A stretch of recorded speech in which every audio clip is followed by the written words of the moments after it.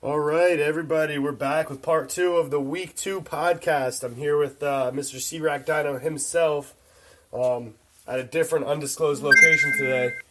So we're just going to dive into it real quick, go over some Week 2 matchups, maybe crazy predictions, what we think is going to happen.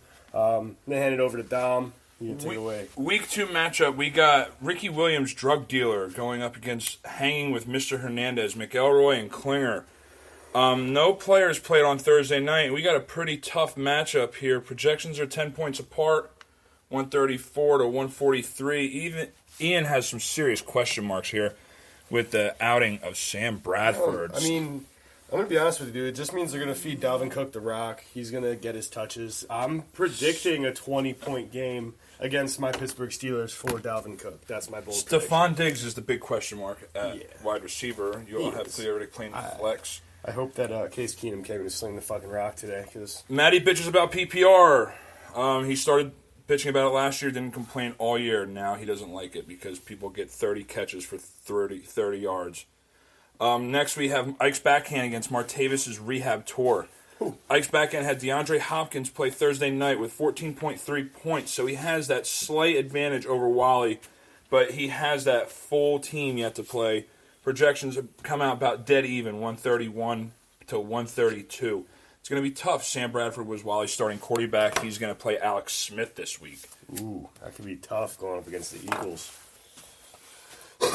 Next, we got the Juices Loose against Andy Muelich, second-year fantasy football player, sniper. Prescott looking to have a big game against Denver. Doesn't seem very likely.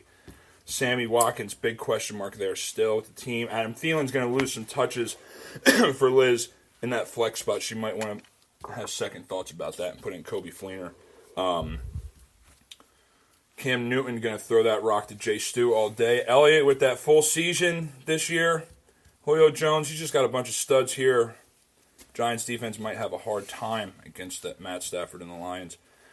Defending champion, 2 Girlies, 1 Cup, is down 24-0 against Zeke Hits Women. The Cincinnati Bengals put up 24 points for him, which also took out 3 of his starters. Tyler has an overwhelming advantage. I see Ethan scoring the least amount of points this year in fantasy football with the Cincinnati Bengals.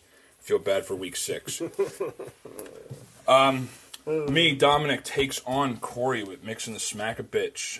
Pretty locked in right here. Corey played Cincy's defense, 11 points. I got 11.7 out of Lamar Miller, 125 to 123 projection rating. Kareem Hunt, he's an Eagles fan. He thinks that their defense isn't too well. He's playing those Chiefs players. Just waiting for my studs to show up. Highest scoring player on my team this week is going to be Darren Sproles. Ooh, bold statement. Bold statement. Rookie, Bella, check yourself. Rolling up to Ingram. Yo, Belly.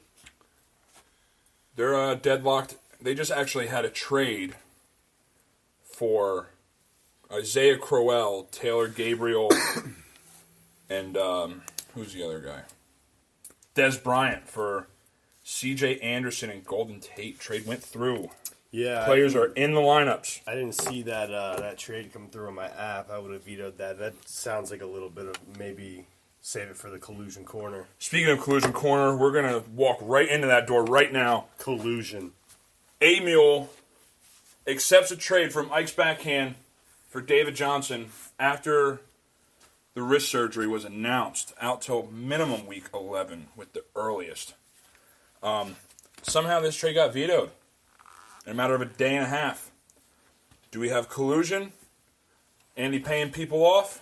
Or people just don't really like Dave all that much? I mean, we don't really know what's going to happen.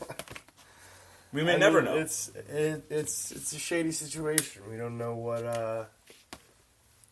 We don't know all of what's going on with this.